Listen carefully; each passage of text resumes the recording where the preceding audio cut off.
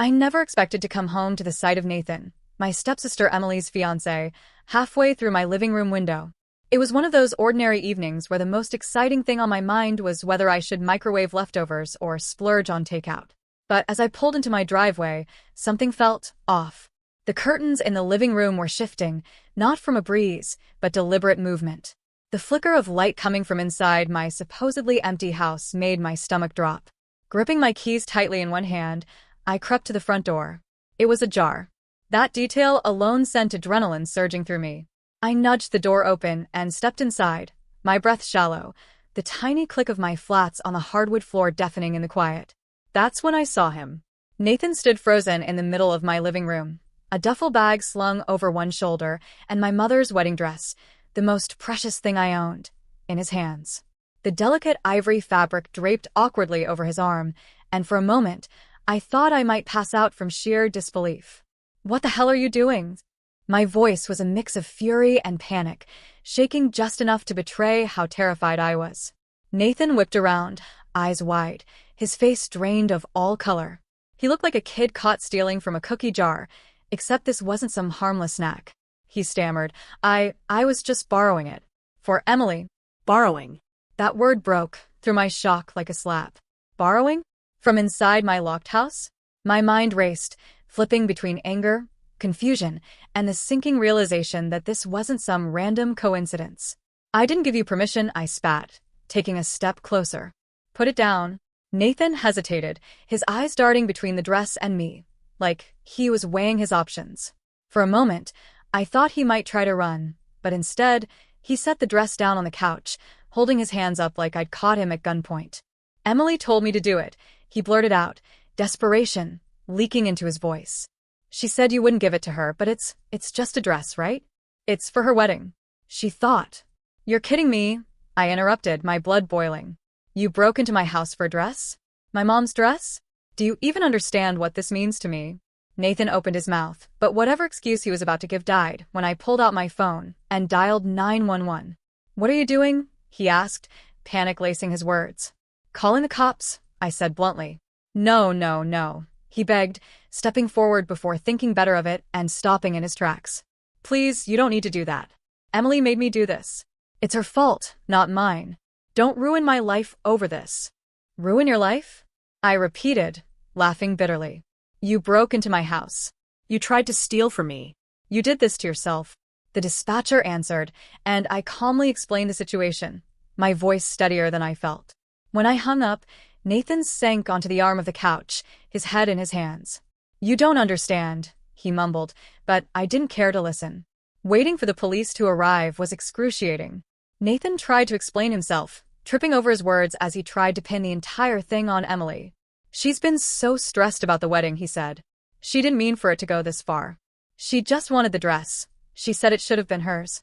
I stared at him, incredulous. Why would she think it should have been hers? It's a family thing, right? You're not even getting married. She said it was wasted on you." Those words hit me like a punch to the gut. I knew Emily could be cruel, but this was another level entirely. My mom's dress wasn't just a family thing. It was a piece of her, a reminder of her love and the life she'd built before cancer took her away. The idea of Emily wearing it, let alone stealing it, made my stomach churn.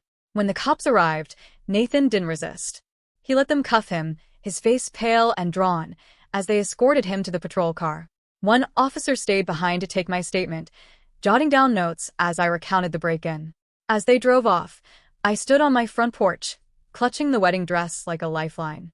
The night air was cool, but my skin burned with anger and betrayal. This wasn't just about Nathan, it was about Emily, her entitlement, her audacity to think she could take something so sacred to me. For years, I'd brushed off her cruel comments and passive-aggressive digs, thinking she was just a bitter stepsister who needed time to adjust. But now, seeing how far she was willing to go, I knew this wasn't something I could forgive. This wasn't just a dress. It was a battle line, and she'd crossed. Emily and I were never destined to be close. From the moment her father, Peter, married my mom, Laura, the lines were drawn. I was 10 and eager for a new family, but Emily, 3 years older, with a perpetual scowl on her face, wasn't interested. She made her disdain for me clear from day one, rolling her eyes when I tried to talk to her, slamming her bedroom door in my face when I wanted to play. My mom, always patient, tried to ease the tension. "Give her time," she'd say, as if Emily's attitude was just a phase. But it wasn't a phase. Emily hated that her dad had remarried, and by extension, she hated us. She'd throw tantrums over the smallest things, a family dinner, a trip to the park, and accuse my mom of trying to replace her mother, who had passed away years earlier. Peter, ever the peacekeeper, would beg Emily to give my mom a chance, but his pleas fell on deaf ears. As the years went by, Emily's hostility only grew more targeted. She didn't just resent our blended family, she resented me personally. I became the outlet for her anger, the scapegoat for everything she thought was wrong in her life. If she wasn't teasing me about my looks or my interests, she was sabotaging my things, breaking my toys, accidentally spilling juice on my homework. My mom always told me to rise above it, to be the bigger person. I tried, but it was hard not to feel crushed under the weight of Emily's constant jabs. When my mom passed away 3 years ago, everything changed, and not for the better. Her death hit me like a freight train, leaving me broken and lost. But Emily? She didn't even pretend to grieve. At the funeral, she sat stone-faced, barely acknowledging my mom's memory. I remember overhearing her tell one of her friends, "This is all so dramatic." It's not like she was my mom. Despite my pain, I hoped that maybe, without my mom's presence to complicate things, Emily and I could start fresh. I was wrong. Her coldness turned into something darker, jealousy. My mom had left me her wedding dress, a family heirloom that had been passed down through generations. It was a simple yet beautiful gown, hand-stitched with intricate lace, and it was one of the few tangible pieces of her I had left. To me, it wasn't just a dress, it was a connection to my mom's love and the legacy she'd left behind. Emily, of course, saw things differently. To her, the dress was nothing more than an object of envy. She thought it was unfair that I got to keep it, especially since I wasn't engaged or even in a relationship. "You're just hoarding it," she sneered one day when we were forced to be in the same room during a family gathering. "I'll actually use it for its purpose. It should be mine." Her fixation on the dress intensified after she got engaged to Nathan. She brought it up constantly, framing her demand as a matter of practicality. "You're not even wearing it," she said during one particularly tense conversation. "Why wouldn't you let me have it? I'm getting married first. It just makes sense." I refused, of course. The dress wasn't hers to claim, and I wasn't going to hand over something so precious just to appease her entitlement. She didn't take the rejection well. Her face twisted with anger, and she stormed out of the room, muttering something about how selfish I was. At the time, I thought that was the end of it. I figured Emily would throw a tantrum, complain to Peter, and eventually move on. But now, standing in my living room with the memory of Nathan clutching the dress like a prize he'd earned, I realized how wrong I'd been. Emily wasn't just bitter or jealous. She was determined. And her determination had turned into something dangerous. Nathan's arrest unfolded like a chaotic fever dream. The police arrived within minutes, their flashing lights cutting through the twilight as 2 officers marched into my house. Nathan, still clutching his duffel bag, didn't resist as they slapped handcuffs on him. He kept muttering apologies under his breath, his words a frantic jumble. "I didn't mean to, it wasn't my idea, it's just a misunderstanding." As they led him to the squad car, he turned to me, desperation etched across his face. "Emily made me do it," he blurted, his voice cracking. "She said you wouldn't let her have it." Hearing her name made my stomach churn, but I refused to respond. I wasn't about to give Nathan the satisfaction of seeing me react.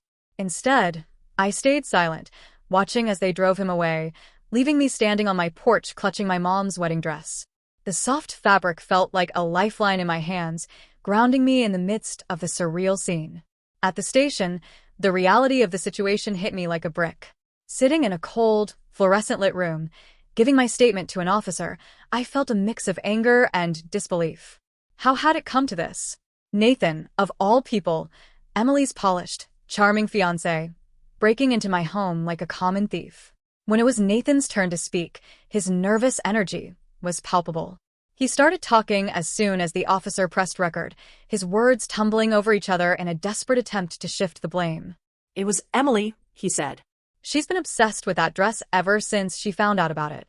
She kept saying it should have been hers, that it wasn't fair you got to keep it. She begged me to do this. I didn't want to. I told her it was a bad idea, but she wouldn't let it go. I stared at him, barely able to process what I was hearing. Nathan didn't stop, as if confessing every detail might somehow absolve him. She told me you wouldn't call the cops, he continued.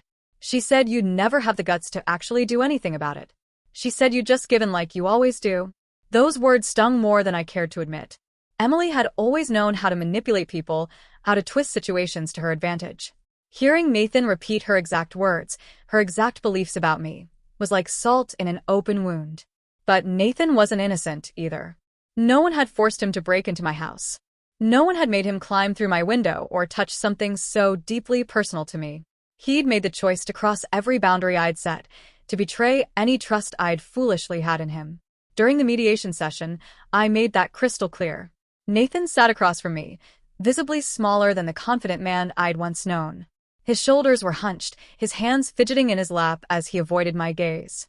"Look," he started, his voice low, "I know I messed up. I should have said no to Emily, but she's been under so much stress with the wedding. I don't know what I thought. I just didn't want to disappoint her." I couldn't help but scoff. "You didn't want to disappoint her, so you decided to rob me instead?" Nathan winced. "It wasn't like that." "It was like that," I interrupted. "You broke into my house. You took something that wasn't yours. And now you're sitting here, trying to blame Emily for it? Grow up, Nathan. You made your choice." His face flushed with shame. But I wasn't done. "That dress isn't just a piece of fabric. It belonged to my mom. It's the only piece of her I have left, and you thought you could just waltz in and take it like it was nothing? Do you have any idea how violating that feels?" Nathan didn't respond. He just sat there, staring at the table, his confidence stripped away. I wasn't sure if he felt genuine remorse or if he was just scared of what would happen next, but either way, I wasn't about to let him off the hook. When the mediation ended, I left the room without looking back. I had no intention of dropping the charges, no matter how much Nathan begged or how many excuses he made. This wasn't just about the dress anymore, it was about standing up for myself, for my boundaries, and for the memory of my mom. As I walked out of the station that night, I felt a strange mix of emotions. I was relieved that the dress was safe, angry at Nathan's betrayal, and deeply unsettled by Emily's role in all of this. Nathan was just the symptom. Emily was the root of the problem, and I had a sinking feeling this wasn't the last time I'd have to deal with her twisted sense of entitlement. Emily showed up at my house less than 24 hours after Nathan's arrest. I should have seen it coming.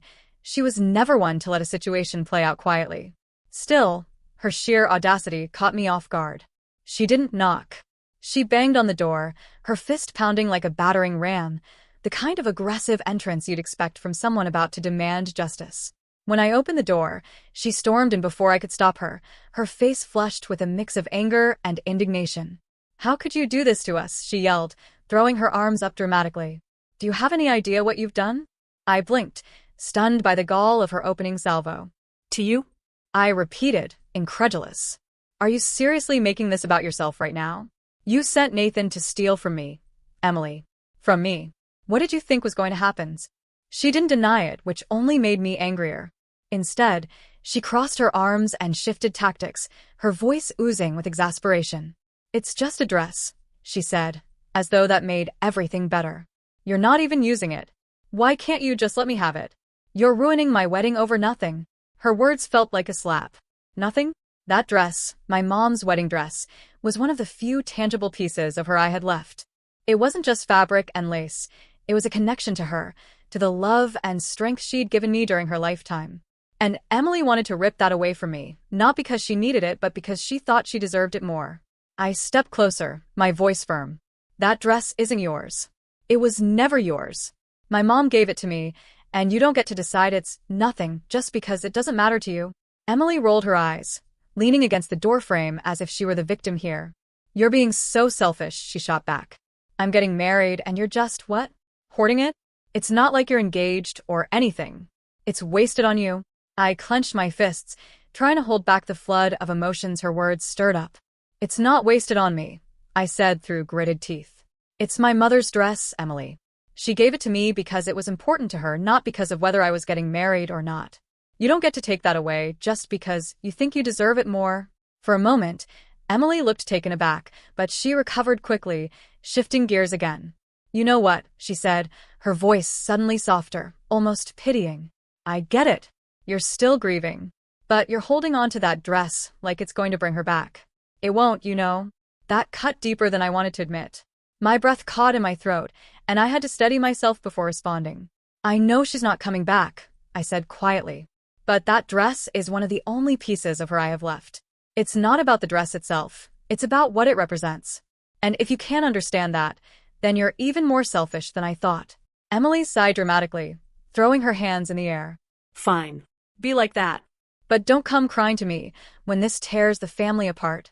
Tears the family apart? I repeated, anger flaring again. You mean the family you've spent years tearing apart with your entitlement and manipulation? Give me a break, Emily. She stared at me for a long moment, her jaw tight, before turning on her heel and storming out. But as she reached the door, she paused, looking over her shoulder. You know, she said, her voice low, you might have the dress, but it doesn't mean you're the better person. You're just as selfish as you think I am. The door slammed behind her, leaving me standing in the living room, shaking with anger. Her words echoed in my mind, cutting deeper than I wanted them to. Part of me wondered if she believed what she said, if she truly thought I was the villain in all of this. But deep down, I knew the truth. This wasn't about me being selfish. This was about her never being able to handle someone telling her no. Emily wasn't used to facing consequences, and now that she finally was, she couldn't handle it. As I sat down on the couch, clutching the wedding dress in my lap, I realized something important. This wasn't just a dress to her. It was a symbol of control, of taking something she thought she was owed. And for the first time in my life, I wasn't giving in. No matter how hard she tried to twist the narrative, I wasn't letting her win. The legal process that followed Nathan's break-in was as exhausting as it was surreal. I knew calling the cops would have consequences, but I didn't anticipate how deeply it would entangle my life. Nathan was charged with breaking and entering, along with attempted theft. The moment his charges were read in court, the gravity of the situation hit me. This wasn't just family drama anymore, it was criminal. Emily, of course, turned the trial into a spectacle. She showed up every day, glaring at me from across the room like I was the one on trial. Dressed impeccably, she played the role of the supportive fiancé to perfection, holding Nathan's hand and whispering to him like they were the victims. It was almost impressive how she managed to weaponize her entitlement, trying to make the courtroom another stage for her manipulation. But her efforts didn't sway anyone where it mattered. The evidence against Nathan was overwhelming. His fingerprints were all over the window he'd forced open, the dress was recovered from his duffel bag, and the police report left no room for ambiguity. Even the judge, who remained impartial throughout most of the trial, seemed visibly unimpressed when Emily tried to testify on Nathan's behalf. It was a misunderstanding, she insisted on the stand, her voice dripping with false sincerity. He wasn't stealing. He was retrieving something that should have been ours in the first place. The prosecutor didn't let her get far. Your fiancé forced entry into a locked home and removed property that did not belong to him, they countered. How is that a misunderstanding? Emily faltered under cross-examination, her confidence cracking as the truth unraveled. By the end of the trial, it was clear that her attempts to shift blame weren't going to work. Nathan was found guilty and sentenced to 6 months in jail, a relatively light punishment, all things considered, but enough to leave a mark on his clean-cut image. Emily walked away legally unscathed, though her reputation took a hit. That wasn't enough for me. I knew her well enough to recognize that getting off without consequences would only embolden her. So, I filed for a restraining order. The decision wasn't easy. Even after everything she'd done, part of me felt guilty for escalating things further. But guilt couldn't outweigh the fear that lingered in the back of my mind, the fear that she might try something worse. The restraining order was approved quickly, and while it wasn't foolproof, it gave me a small sense of control in a situation where I'd felt so powerless. Still, the ordeal left me rattled. Courtrooms and legal proceedings weren't a world I was familiar with, and the emotional toll of facing Emily and Nathan day after day was more draining than I'd anticipated. Even after the trial ended, I found myself replaying their glares, their excuses, their twisted justifications in my head late at night. The restraining order was a small victory, but it didn't erase the betrayal I felt. Every time I walked through my front door, I hesitated, scanning the space as if expecting someone else to be there. The locks were changed, the security system upgraded, but the sense of violation lingered. For Emily, it wasn't about the dress anymore, it was about control. She wanted to prove that she could take what she wanted, consequences be damned. And though I'd won this round, I couldn't shake the feeling that she wasn't done trying. The aftermath of the trial didn't just settle in the courtroom. It spilled into every corner of our already fragile family. Peter, Emily's father, seemed determined to patch things up, but his version of fixing things felt like pouring gasoline on an open flame. "You're both my daughters," he said more times than I could count, as if repeating it enough would make it true. "She's never been my sister," I finally snapped during one of his many attempts at mediation. "She's a bully who thinks the world owes her something." Peter winced at the harshness of my words, but he didn't argue.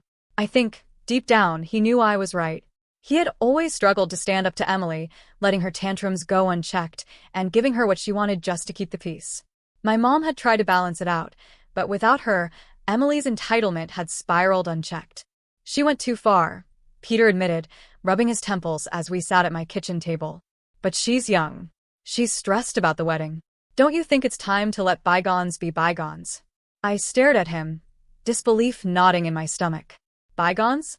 She sent Nathan to break into my house, Peter. She tried to steal the only thing I have left of my mom. How do you expect me to just let that go?" He sighed, leaning back in his chair. "I'm not saying what she did was right, but families fight, and they work through it. You're not innocent in this either, you know." Calling the police, it was extreme. That comment was the last straw. Extreme? My voice rose, trembling with anger. I defended myself. If I hadn't called the cops, Nathan would have walked away without consequences, and Emily would have thought she could do whatever she wanted without repercussions. This isn't a family squabble, Peter. This was theft. It was manipulation.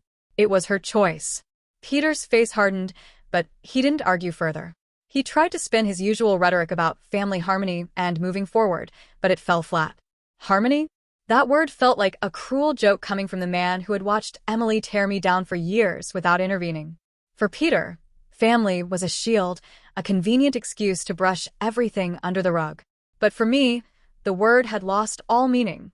Family wasn't supposed to hurt you, to betray you, to make you feel like you didn't belong. The next time Peter brought it up, I didn't hold back. "You've been enabling Emily for years," I said bluntly. "You let her bully me, manipulate me, and treat me like garbage. And now you want me to forgive her just because you don't want to deal with the fallout? I'm done, Peter. I'm done trying to make this family work."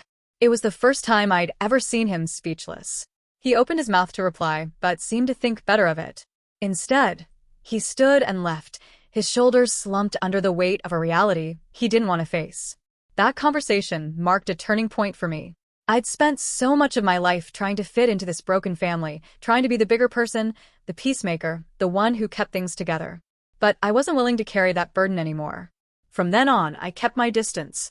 Emily and Peter could do whatever they wanted, but I wasn't going to be part of their toxic dynamic anymore. It hurt to sever ties, to let go of the idea of a family that could ever truly be whole. But for the first time, I felt like I was standing up for myself, not just against Emily, but against everything she represented. Peter still reached out occasionally, leaving voicemails that alternated between guilt-tripping and pleading. "We're family," he'd say, as if those two words were enough to undo the years of damage. But I never returned his calls. I was done trying. For the first time in my life, I truly meant it. In the weeks following the trial, life should have felt calmer. The court had made its decision. Nathan was serving a sentence, and Emily was legally barred from contacting me. On the surface, everything seemed settled. But peace proved elusive. Emily found ways to circumvent the restraining order without technically breaking it. She didn't call or message directly. Instead, she used mutual acquaintances to deliver her venom. Friends I hadn't seen in months suddenly popped up, texting me about how Emily was devastated and felt betrayed by my actions. "She says you've ruined her life," one message read. Another friend called me outright, claiming Emily was in tears over how cruel I'd been to involve the police. "Maybe you should apologize," they suggested hesitantly, clearly uncomfortable. "Even if you don't mean it, just to keep the peace." It was infuriating. Emily had weaponized her victim narrative, turning herself into the wronged party despite everything she'd done. I tried to explain my side to those who asked, but it quickly became clear that some people didn't care about the facts. To them, it was just family drama, and I was the one keeping it alive by refusing to move on. "Why don't you just sell the dress?" one friend asked bluntly over coffee. "It's caused you so much pain. Wouldn't it be better to get rid of it?" I could see their logic. The dress had become a symbol of the conflict, a flashpoint for every argument and betrayal. But to me, it was more than that. It was a piece of my mom, a tangible reminder of her love and resilience. Selling it felt unthinkable, like letting Emily win in the most personal way possible. Still, the dress wasn't easy to keep. Every time I looked at it, carefully draped on its padded hanger, I felt a mix of emotions: sadness, anger, nostalgia, and a hollow ache for the family I'd lost. Eventually, I decided I couldn't have it in my daily line of sight. I packed it away in a sturdy storage box, sealing it with tape and tucking it into the back of my closet. It was a bittersweet act, like saying goodbye to my mom all over again. But I told myself it wasn't permanent. Someday, I'd open that box again, when the shadow of Emily and Nathan's betrayal didn't hang over it like a storm cloud. In the meantime, I focused on rebuilding my life. I leaned on the few friends who understood the situation and stopped engaging with anyone who tried to guilt me into reconciling with Emily. Cutting ties with her, and by extension, some of the people who sided with her, was painful, but it was necessary. I also started therapy, something I'd avoided for years despite knowing I needed it. My therapist helped me unpack not just the recent events but also the years of resentment and pain that had built up from living in Emily's shadow. "You don't have to forgive her to move on," they said during one session. "Sometimes holding your ground is the most loving thing you can do for yourself." Those words stayed with me. Holding my ground wasn't just about keeping the dress or maintaining the restraining order. It was about reclaiming my sense of self, my boundaries, my right to exist without constantly accommodating someone else's entitlement. Still, there were nights when doubt crept in, whispering that maybe I was being too harsh, that maybe Emily was right, that I should have handled things differently. But then I remembered the look on her face when she told me the dress was wasted on me, the way she tried to twist every situation to suit her narrative. And I knew I'd made the right choice. The aftermath of the trial may have been quieter, but it wasn't without its challenges. Emily's absence didn't erase the scars she'd left, and Nathan's punishment didn't undo the damage he'd done. But for the first time, I felt like I was living life on my own terms, without bending to their manipulations.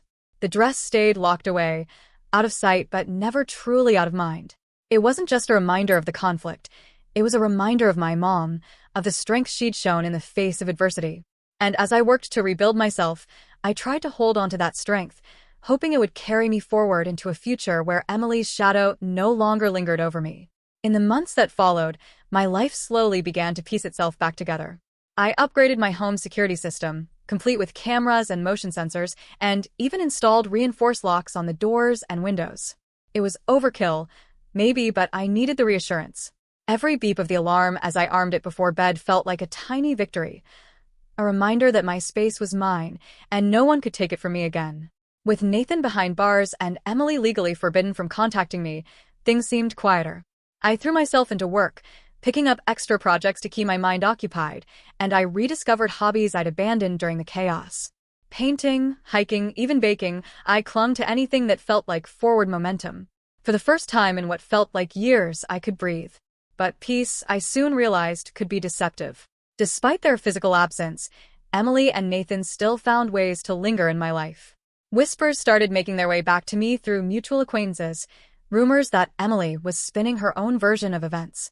"She says you overreacted," one friend told me hesitantly over lunch. "That Nathan wasn't really stealing, just borrowing the dress. She's telling people you ruined their lives over a misunderstanding. She's also saying you were jealous," another added, voice dropping to a conspiratorial whisper. "Jealous that she was getting married, and you weren't. That's why you kept the dress. Despite her." At first, I wanted to scream.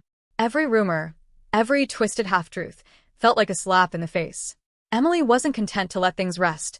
She needed to control the narrative, to rewrite history in a way that made her the victim and me the villain. I considered defending myself, calling out her lies for what they were. But the more I thought about it, the more I realized it was a losing battle. People who wanted to believe Emily's story would believe it no matter what I said. Trying to set the record straight would only drag me further into the drama, giving her the attention she so desperately craved. So I chose silence.